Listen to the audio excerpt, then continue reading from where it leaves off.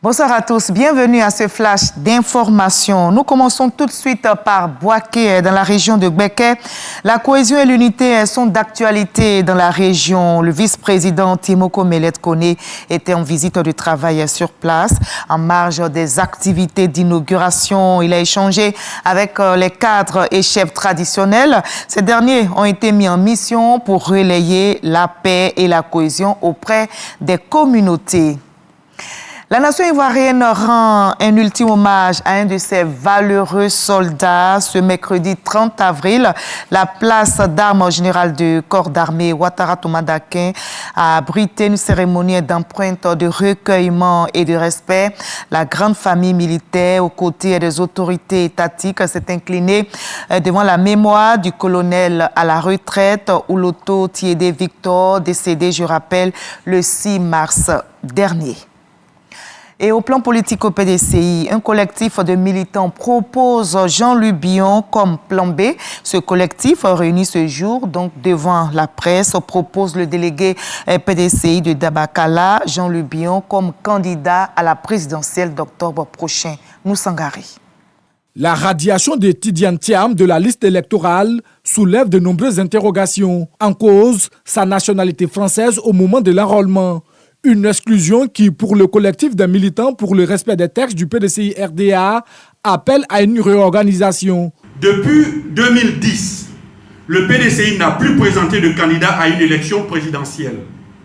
Alors que le fauteuil présidentiel nous est à portée de main dans 6 mois, le PDCI peut-il prendre le risque de décevoir ces millions d'Ivoiriens en étant absent à cette élection? Il est temps de penser à une alternative sérieuse et crédible.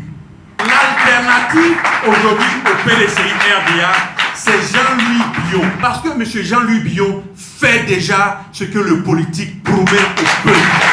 Pour ce groupe de militants, le défi est désormais clair. Faire preuve de résilience, se mobiliser et garder le cap sur l'échéance d'octobre 2025. Nous lançons un appel solennel à tous les cadres, les élus, militantes et militants de toutes les régions à se mobiliser pour ouvrir une nouvelle page de l'histoire du PDCI fondée sur la transparence, l'unité et la responsabilité pour relancer des préparatifs plus sérieux des échéances à venir. L'appel est lancé, s'unir, dépasser les clivages internes et se préparer à la reconquête du pouvoir d'État.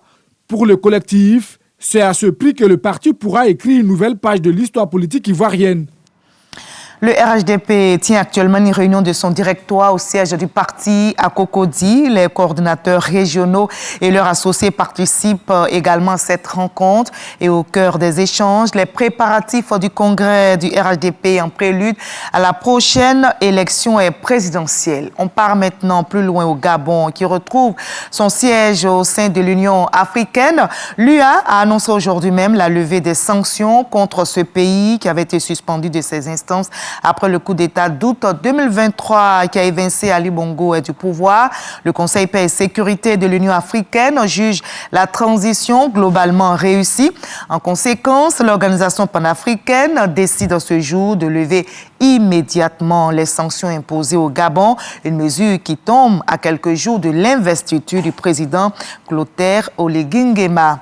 Au Mali, on s'enchemine vers une pérennisation de la période de transition et un maintien des militaires au pouvoir sans élection. Les consultations des forces vives du pays, initiées par les autorités de transition, se sont achevées. Et au titre des recommandations finales, on note la dissolution des partis politiques, l'élévation d'Assimi Goïta au rang de président de la République pour 5 années renouvelables sans élection. Le général sera donc président de la République et non plus président de la transition. À l'instar de ses pairs de l'AES, les élections régulièrement promises n'auront finalement pas lieu.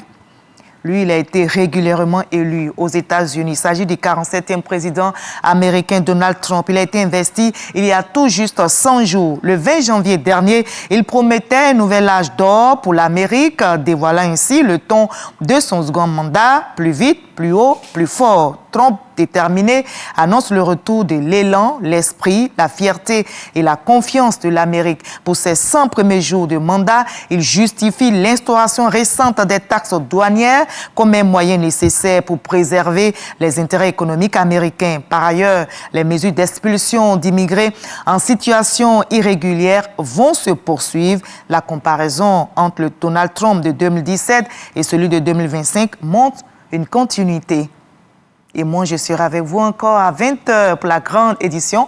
Mais juste après ce Flash Info, je vous invite à suivre l'info régionale pour voir toutes les nouvelles de nos très belles régions ivoiriennes. À tout à l'heure, ne ratez pas.